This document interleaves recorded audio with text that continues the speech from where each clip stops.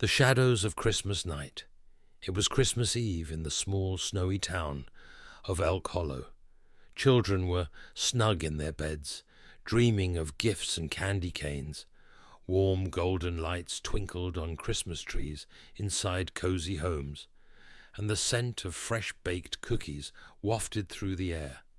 But not everyone in Elk Hollow believed in the joy of Christmas, for hidden among the cheer was a dark tale passed down through generations, the legend of the Shadow Santa. Unlike the jolly, red-suited figure in the stories, this Santa didn't bring joy to all. He was a judge, a silent observer who watched every child all year round. The naughty weren't given lumps of coal. They were given something far worse. 9-year-old Alice had heard the whispers of Shadow Santa from her grandmother, who spoke in hushed tones while warning her to always be kind and good-hearted.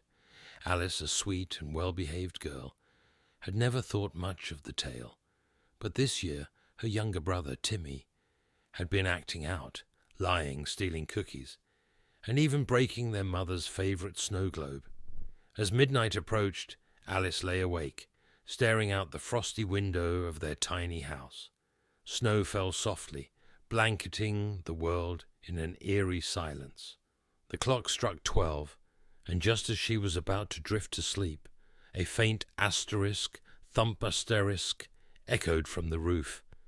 Alice's heart skipped a beat. "Santa?" she whispered to herself, excitement bubbling. She tiptoed to the window to peek outside, but what she saw made her breath hitch in her throat. A tall, gaunt figure stood in the snow outside, his crimson coat tattered and dragging across the ground like a funeral shroud. His long white beard moved with the wind as if alive, and his eyes glowed faintly like smouldering embers. He carried a sack, but it bulged and wriggled unnaturally, as if something inside was desperate to escape. Alice ducked under the window, her small body trembling. She peeked again, only to see the terrifying figure crawl up the side of her house with inhuman speed. His long, clawed hands dug into the wood, and his twisted silhouette blocked the moonlight. Alice heard the creak of Timmy's door.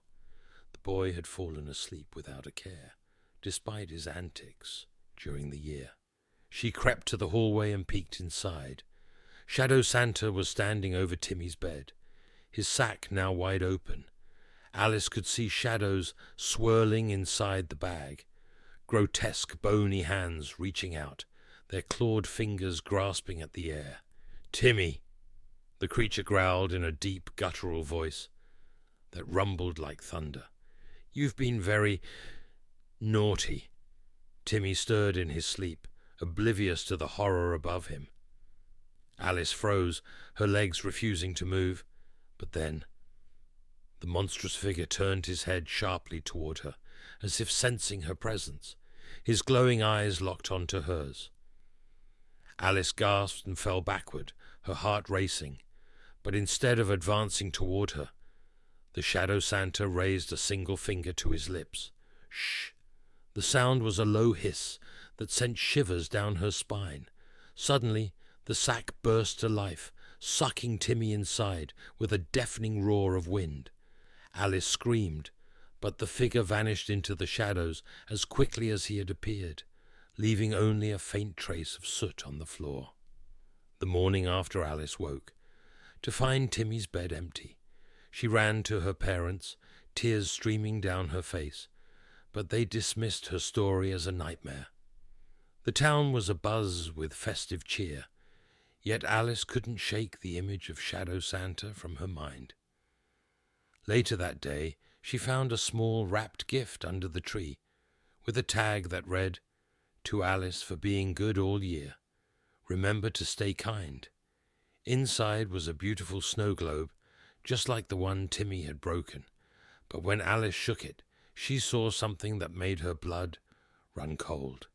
Inside the globe was a miniature version of Timmy, pounding on the glass, his silent screams forever trapped in the winter scene. Moral of the story is, be kind and good, for Allah rewards the righteous, and even in the darkest of times, good deeds will protect you. But beware, our actions always have consequences. What do you think happened to Timmy? And why do you think Shadow Santa let Alice go?